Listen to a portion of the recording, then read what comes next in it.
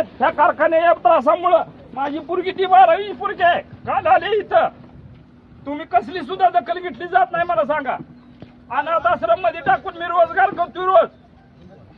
मला काय तर कळवळ आहे का नाही मला सांगा. कारखान्यामुळे माझ्या घरादारात बघ्यास आहे. चला दाखवतो तुम्हाला. बघ्यास आहे वास दुर्गंधी भरपूर आहे.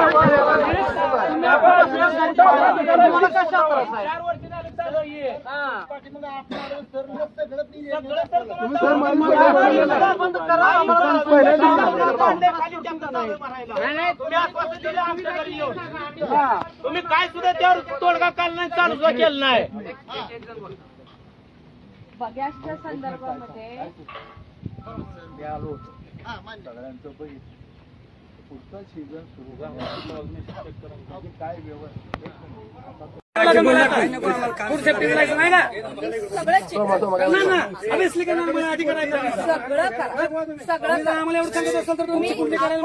सगळं करू शकता. तुम्ही प्रत्येकाला परवानगी, तुम्ही सगळं करू शकता.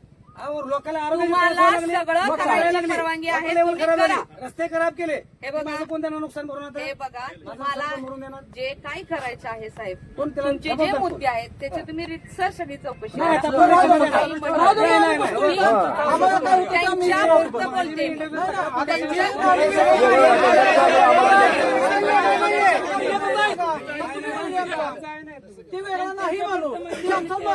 माणसाचा नाही विषय नाही. काय संबंध माझे माझं नुकसान काय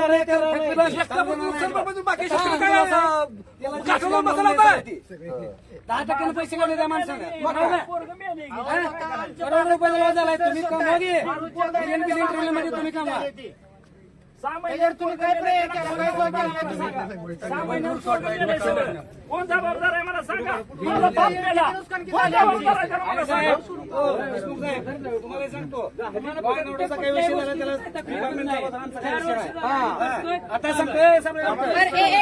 एक मिनिट कायदा सुव्यवस्थेचा प्रश्न निर्माण झाला तर त्याला डिपार्टमेंटचा फोन करतो. एक मिनिट. आता हे जे काही प्रश्न आपण सगळे मांडले, ह्याच्यावरती आपण जी काही चर्चा केली, हे सोडवायसाठी काही 4 महिन्यात काय सोडवलं नाही. 4 वर्ष तुमच्याने सोडवलं झालं नाही. 4 महिन्यात त्याच्यात सोडवलं नाही तुम्ही. 4 महिने आम्हाला अवधी मागवला. पण 4 महिन्यात नाही काम झालं तर आम्ही कारखाना चालू देणार नाही. ए, दादा.